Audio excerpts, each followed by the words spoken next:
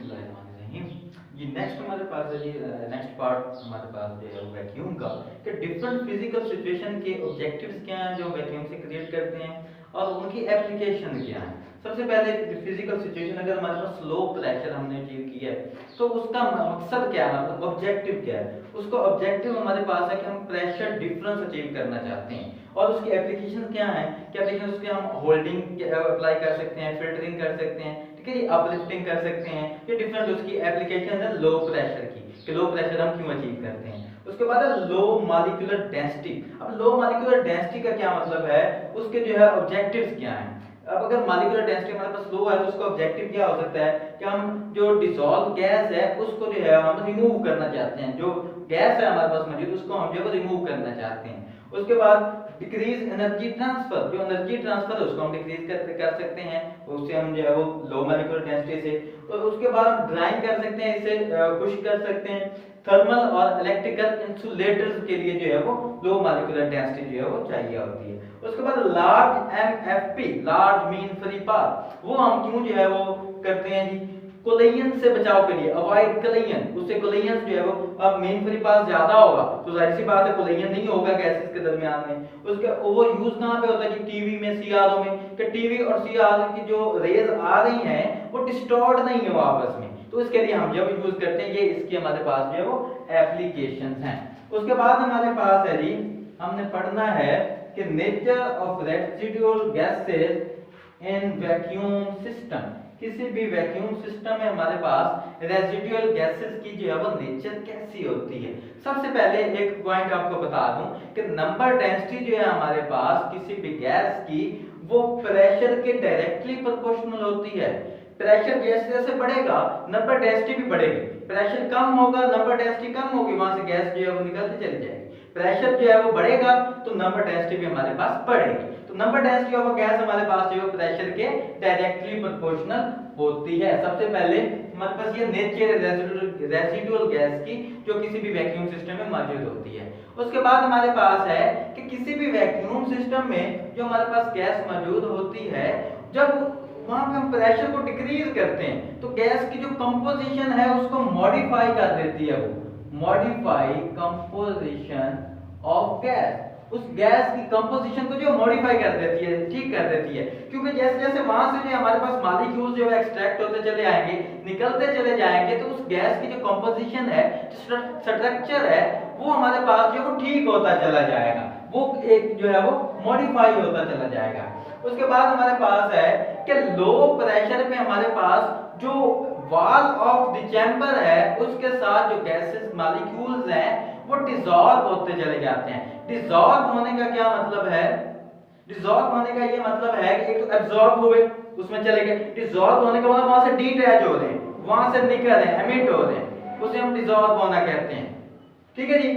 तो अब वो डिसॉल्व कैसे होते हैं, सबसे पहले हमारे पास जो है H2O उधर से डिसॉल्व होता है, H2O वाटर जो है वहां से चैम्बर में से डिसॉल्व होता है, वहां से निकलता है। उसके बाद हमारे पास कार्बन डाइऑक्साइड CO2 उसमें से डिसॉल्व होती है। उसके बाद जब हम बेक करते हैं, उसे जो है वो हीट करते हैं, तो हमारे पास हाइड्रोजन जो है वो भी डिसॉल्व हो जाती है। इस तरह आहिस्ता आहिस्ता हमारे पास तमाम के तमाम मॉलिक्यूल्स जो हैं वहां से डिसॉल्व होते चले जाते हैं। उसके बाद हमारे पास है गैस काइनेटिक थ्योरी। हमारे पास गैस काइनेटिक थ्योरी, इसमें हम देखते हैं कि इसमें क्या चीज है। Gas kinetic theory, gas kinetic theory में क्या है हमारे पास, अब हमने पढ़ा है Maxwell Boltzmann velocity distribution law. उसमें वो हमें क्या बताता है, उसमें हमें उसने बताया था कि हमारे पास अगर गैस के मॉलिक्यूल्स मौजूद हैं तो उनमें से किसी भी दो मॉलिक्यूल्स की वेलोसिटी सेम नहीं हो सकती, वो सब मॉलिक्यूल्स की वेलोसिटी सेम नहीं होगी, डिफरेंट होगी। तो उनकी वेलोसिटी लेने के लिए हम क्या करते हैं, उस गैस की वेलोसिटी लेने के लिए हम उसकी एवरेज वेलोसिटी कैलकुलेट करते हैं, जिसे हम जो है वो Boltzmann distribution law, Boltzmann velocity distribution law कहते हैं। वो क्या है हमारे पास कि उसके मुताबिक हमारे पास एवरेज वेलोसिटी जो है वो हमारे पास इक्वल होती है 8kT over pi m square root के। इस फार्मूला से हम जो है वो किसी भी गैस की एवरेज वेलोसिटी जो है वो फाइंड आउट कर सकते हैं। और हमारे पास एवरेज वेलोसिटी जो है वो एयर की रूम टेम्परेचर पे वो हमारे पास कितनी होती है जी, 5 into 10⁴ सेंटीमीटर पर सेकंड। ये एवरेज वेलोसिटी है एट रूम टेम्परेचर पे एयर की, हवा की, या इसे आप लिख सकते हैं 1/2 या 0.5 किलोमीटर पर सेकंड। ये एवरेज वेलोसिटी है एयर की रूम टेम्परेचर पे। उसके बाद हम बात करेंगे जी कोलिजन फ्रीक्वेंसी की।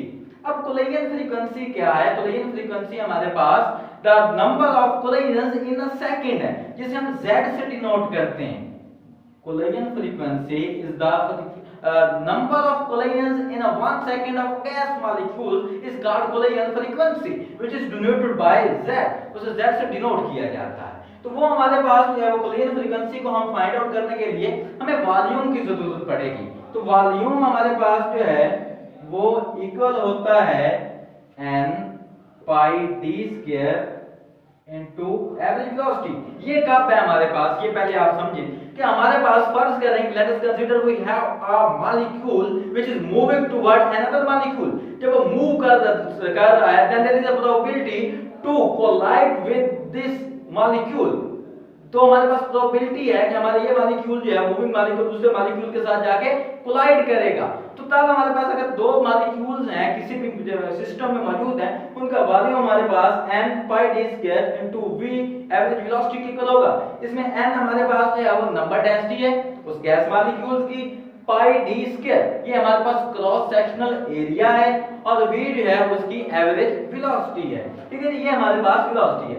तो यहां से हमारे पास जो z आ जाएगा, कोलिजन फ्रीक्वेंसी आएगी, वो हमारे पास होती है जी 2 स्क्वायर रूट n पाई d स्क्वायर इनटू v। ये 2 स्क्वायर रूट जो है वो एक कांस्टेंट है जो हमने इसके साथ मल्टीप्लाई किया है उसकी फ्रीक्वेंसी जो है वो कैलकुलेट करने के लिए कोलिजन फ्रीक्वेंसी को। अब z की वैल्यू हमारे पास ये है, z फ्रीक्वेंसी हमारे पास आपको पता है फ्रीक्वेंसी जो है वो टाइम पीरियड का रेसिप्रोकल होती है। तो यहां से हम टाइम पीरियड इजीली कैलकुलेट कर सकते हैं। Time period is the reciprocal of frequency. ये फ्रीक्वेंसी है z, तो टाइम पीरियड 1/z। तो यहां से हमारे पास आ जाएगा 1/2 स्क्वायर रूट n पाई d स्क्वायर इनटू v बार। तो ये हमारे पास जो है वो टाइम पीरियड भी यहां से हम डिनोट कर सकते हैं। उसके बाद हमारे पास है लैम्डा। अब लैम्डा कैसे हम कर सकते हैं जी? अब हमने पढ़ा है v equal to f lambda, तो पढ़ा हुआ है आपने। यहां से अगर लैम्डा हमने निकालना हो तो हमारे पास क्या आएगा, f over v, sorry v over f, v over f।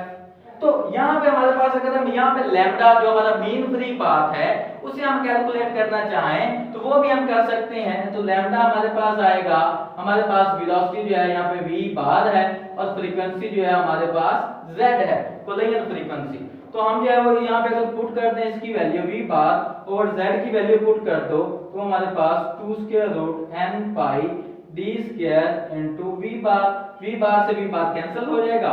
तो लैम्डा जो है हमारे पास वो आ जाएगा 1/2 स्क्वायर रूट n पाई d स्क्वायर।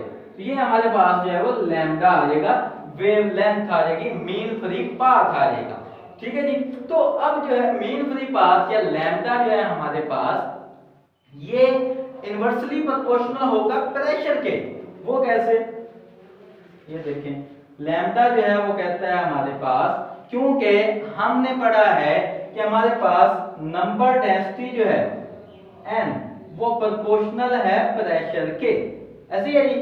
तो हमारे पास लैम्डा जो होगा या मीन फ्री पाथ जो आपका होगा वो हमारे पास प्रेशर के इनवर्सली प्रोपोर्शनल होगा। कैसे?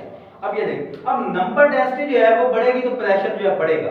अब नंबर डेंसिटी जो है वो हमारे पास इक्वल है मीन फ्री पाथ के, प्रोपोर्शनल है मीन फ्री पाथ के। ठीक है जी। अब नंबर डेंसिटी अब देखते हैं, सॉरी नंबर डेंसिटी जो है वो लैम्डा के इनवर्सली प्रोपोर्शनल। कैसे?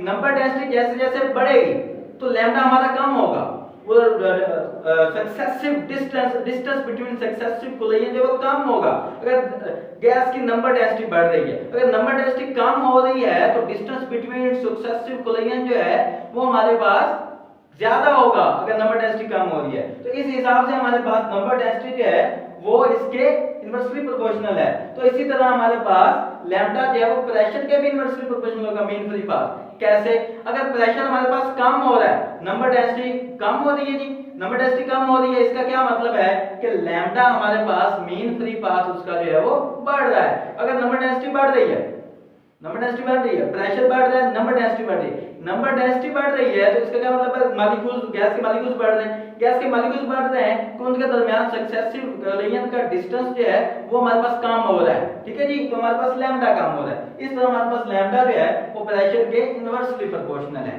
उसके बाद हमारे पास है कि हम जो कैसे चेक कर सकते हैं कि हमारे पास कौन सा रीजन है लैम्डा से और मीन फ्री पाथ पे। हमारे पास हम चेक कर सकते हैं कि हमारा कौन सा रीजन है, वो डिपेंड करता है हमारे पास लैम्डा या मीन फ्री पाथ पे। हमारे पास जो है तो वो मीन फ्री पाथ या लैम्डा, अगर हमारा लैम्डा जो है या मीन फ्री पाथ जो है वो आपका जो है वो लेस देन हो साइज ऑफ द चैम्बर के, साइज ऑफ चैम्बर से लेस हो, तब हमारे पास जो रीजन होगा वो विस्कस फ्लो मॉलिक्यूलर रीजन होगा, वो विस्कस फ्लो रीजन होगा, सॉरी विस्कस फ्लो रीजन। और जब हमारे पास लैम्डा जो है वो greater than size of chamber होगा तो तब हमारे पास जो है वो मॉलिक्यूलर फ्लो रीजन होगा।